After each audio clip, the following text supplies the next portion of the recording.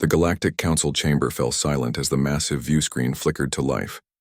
Ambassador Zekthari of the Vorthak Empire adjusted his chitinous plates nervously, while High Chancellor Miralos of the Stellar Federation gripped her ceremonial staff with trembling tentacles. They had been expecting another routine diplomatic transmission, perhaps a trade dispute or territorial negotiation. What they saw instead made their various forms of blood run cold. A woman sat upon a throne carved from what appeared to be crystallized starlight, her dark hair flowing like liquid shadow around shoulders draped in a cape that seemed to contain entire nebulae. Her eyes, the color of dying stars, held a weight that spoke of centuries beyond her apparent age. Behind her stretched a viewport revealing the impossible, a fleet of ships that defied every known principle of naval architecture. The vessels looked grown rather than built, their hulls rippling with organic curves that pulsed with bioluminescent veins. Some resembled massive predatory fish, others like twisted trees whose branches ended in weapon emplacements. The largest ship, clearly the flagship, appeared to be breathing. "Greetings, Council," the woman said, her voice carrying harmonics that shouldn't have been possible from a human throat. "I am Queen Lyra Voss of the Kepler 442b colony. Some of you may remember us from your history files. We've been away." Ambassador Zekthari's mandibles clicked frantically as he accessed his databanks. Kepler 442b, a human colony ship that had disappeared into a spatial anomaly 300 years ago, presumed lost with all hands. "Your Majesty," High Chancellor Miralos managed, her translator struggling with the formal protocols. "We believed your colony was destroyed." "How did you survive?" Queen Lyra's lips curved into something that might have been a smile. "We didn't just survive, Chancellor. We evolved." The viewscreen split, showing images that made several council members recoil. Cities that grew from the ground like coral reefs, their spires reaching toward alien constellations.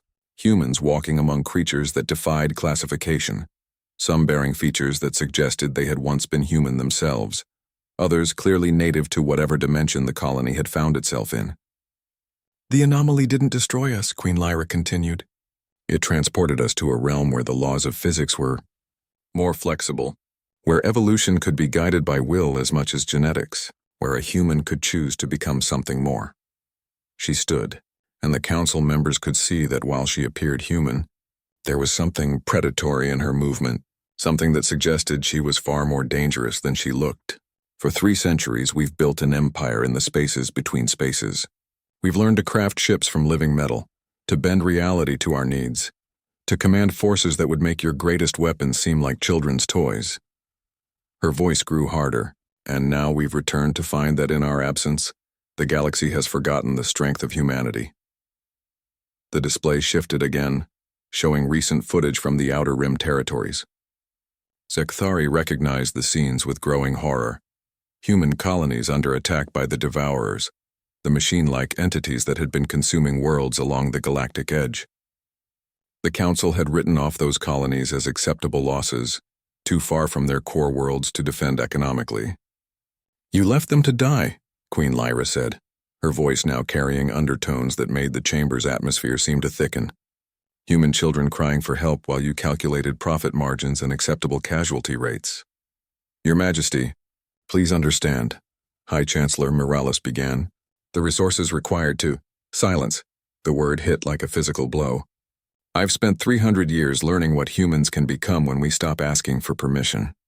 When we stop begging aliens for scraps at their table."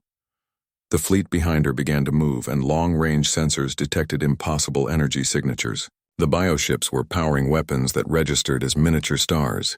"We detected the Devourer swarm 3 months ago," Queen Lyra continued. "Our deep space scouts reported their trajectory, straight for the human core worlds. Billions would die while your council debated response protocols."